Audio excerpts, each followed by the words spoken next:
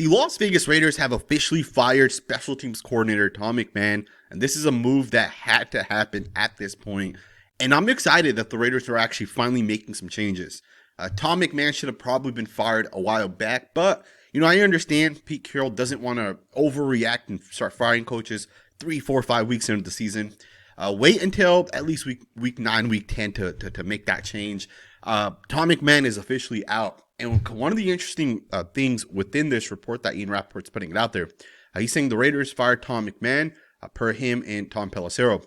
But this part's kind of interesting. He said a significant move after last night's loss. Tom McMahon and Coach Pete Carroll had words on the sidelines. That's kind of interesting.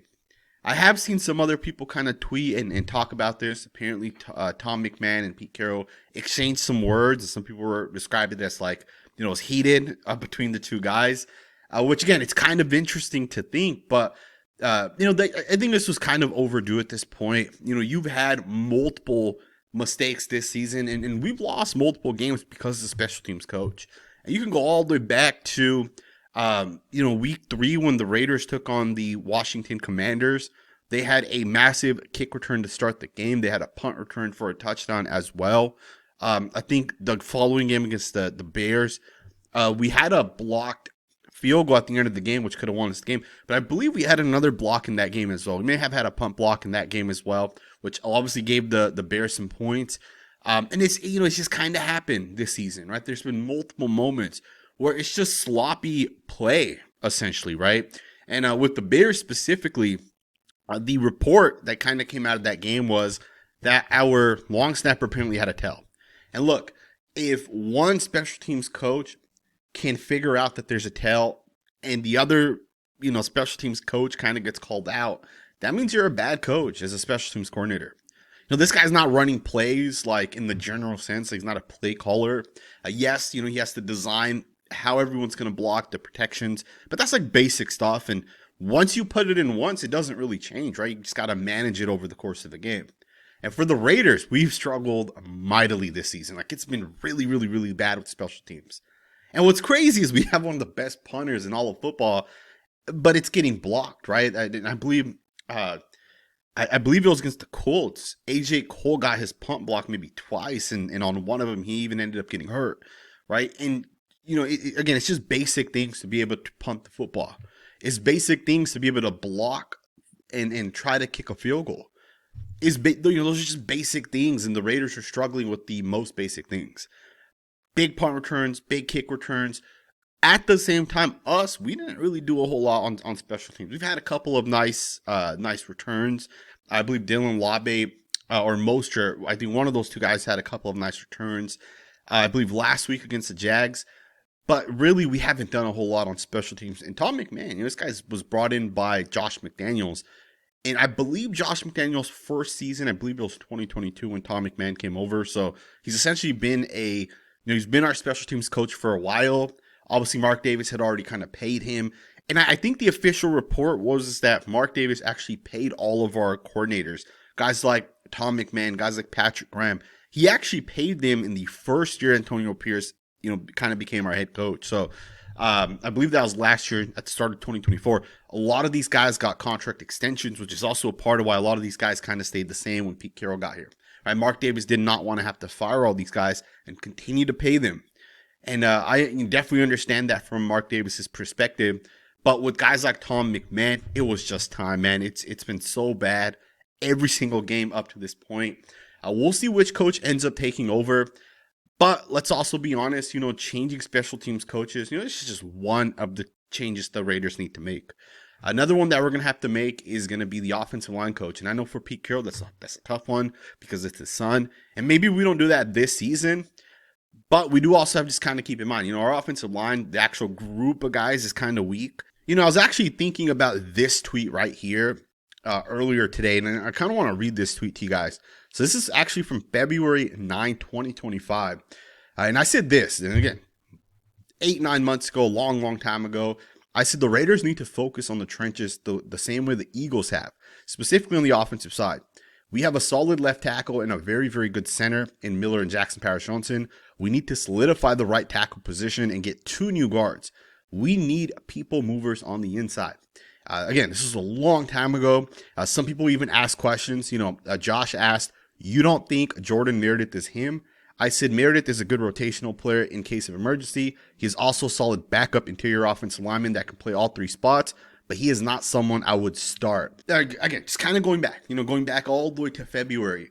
There was clearly issues with the Raiders last year, which came into this year, and John Spytek, he should have known some of these things, right? And, again, you can fire the special teams coach and you can put the offensive line coach on a hot seat, but at the end of the day, the Raiders offensive line from the individual players that we have, they're not very good, right? Let's just be honest. They're not very good. They're not, at least in my opinion, the type of players that you could, have a top 5 offensive line with. Alex Kappa, Jordan Meredith, those are not top tier players. Those are bottom tier players. Those are Cody Whitehair type of players. And what's interesting is I put this tweet out 10 months ago, and for some reason, John Spytek did not think this was going to be an issue. He came into the season and said, hey, the O-line's perfectly fine the way it is. And now we're seeing that it's not exactly what it is. It's not good enough.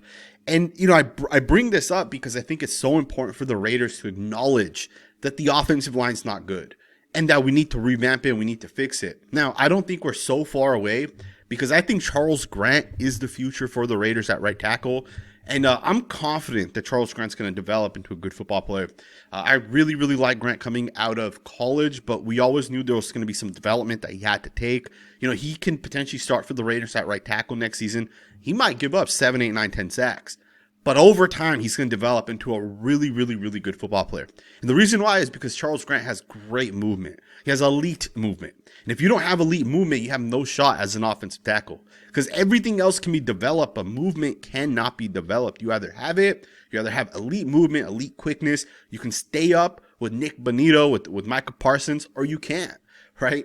Charles Grant will develop into a good offensive tackle because he has that, as opposed to DJ Glaze. He doesn't really have that type of movement. So we always knew DJ Glaze, he might not work out because he's not fast enough. He doesn't have the footwork or the foot speed specifically.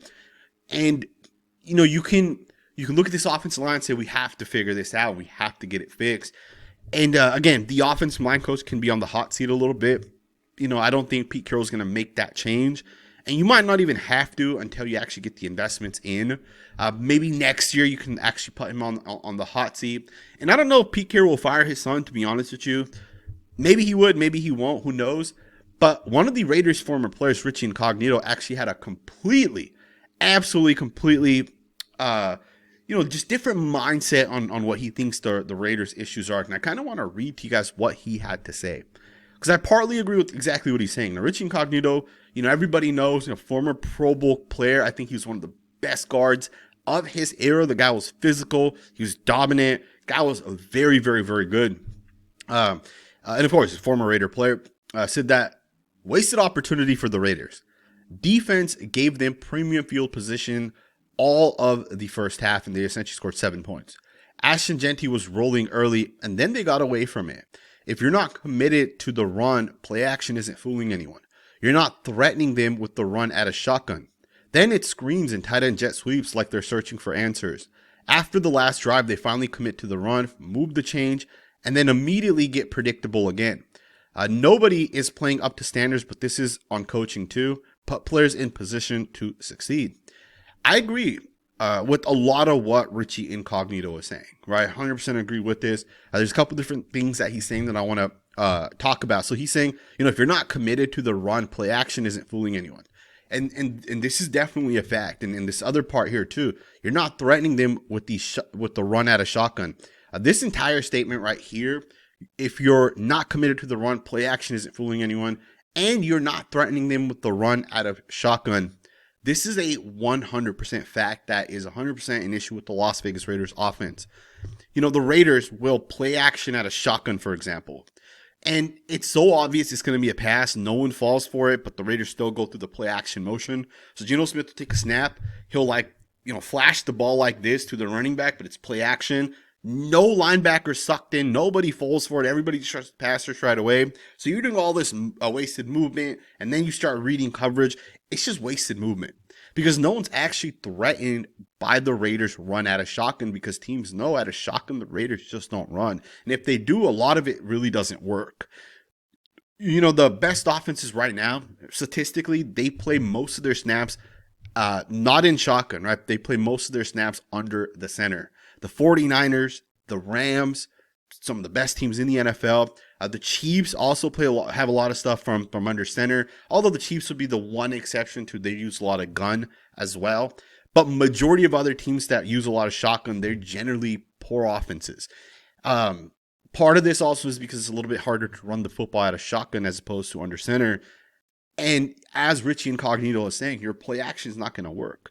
Another thing he's saying is down here, after the last turnover, they finally commit to the run, they move the chains, and immediately they get predictable again. If you guys remember, there was a moment where it was right after Geno Smith, he went into the tent. He obviously got hurt. He comes out of the tent, and there was one drive left for the Raiders. And it was the drive that Daniel Carlson missed the field goal on. On that drive, the Raiders came out. They ran the ball 4 or 5 straight times. And we picked up like 20 yards on those 4 or 5 runs. And then I believe it was like 2nd and 5. They threw it on 2nd and 5. They threw it again on 3rd and 5. Incomplete both times. And then they essentially kicked the field goal. Again, it's predictable at times, right? And you can make the argument, should Chip Kelly also be on the hot seat? And I'm not opposed to saying, hey, we're going to move off of Chip Kelly. But I'm also going to be honest, guys. I think the Raiders would be better off saying, hey, we're going to keep Chip Kelly going into next season, but we're going to put huge investments on the offensive line. I think one of the things that the Raiders have to do going into next season is they have to invest in those guards. They have to put Jackson Powers-Johnson back at center. And essentially, once JPJ is back at center, you need 2 new guards, if not 2, at least 1 new guard. And you got to get a dominant football player at the guard position. DJ Glaze, I think, could go back, potentially go to right guard, and you might be able to make it work with him at right guard. I think Charles Grant at right tackle makes sense. I think he's going to develop really well.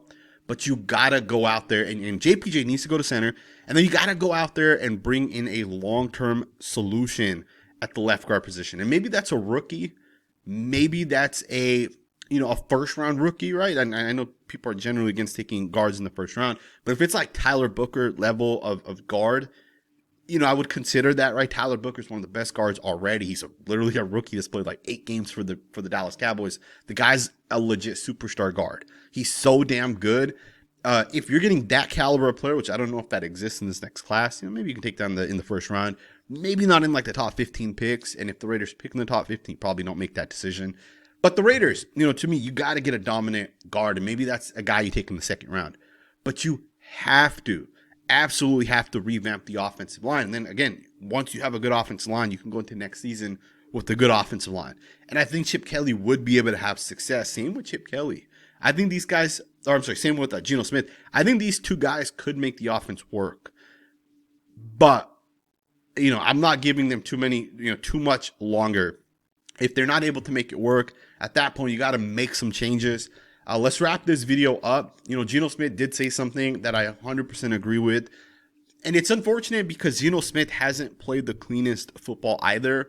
But what he's saying in terms of the actual words, could not agree more. Check this out. Yeah, everybody's learning. Rookies, veterans, mistakes happen in the game. But in order to be a good team, you got to play clean. And I keep saying it every week. You got to play a clean game, and you can't have missed assignments. You can't have penalties. You can't have, you have penalties negating big plays. Can't have turnovers. Those are the things that hurt teams. And when the Raiders stop beating the Raiders, we'll go out there and we can beat anybody in this league, but we got to stop beating ourselves first. And it seems like that's been a reoccurring thing every single week.